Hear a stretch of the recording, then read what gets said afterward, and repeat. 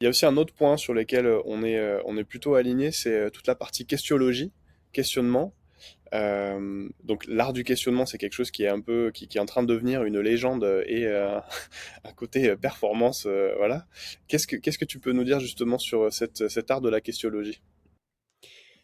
Bah, on se rend compte que les commerciaux ont tendance à poser alors, plus ou moins de questions, mais qu'en tous les cas, la qualité des questions n'est pas terrible et que souvent, en phase de découverte, ils posent des questions ou plutôt fermées ou alternatives.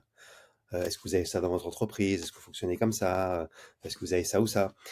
Et ça fait un peu questionnaire de gendarmerie.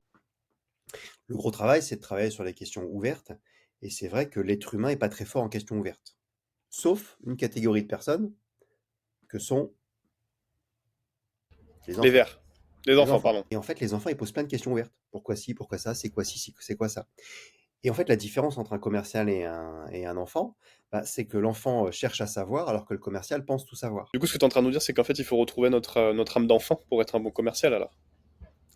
Oui, parce que bah, c'est ce qu'on disait tout à l'heure au début du podcast, hein, c'est-à-dire qu'il faut que j'oublie mon produit, c'est-à-dire qu'il faut que je sois centré sur mon client et que je lui pose des questions pour m'intéresser à lui, à son contexte, aux usages qu'il va avoir.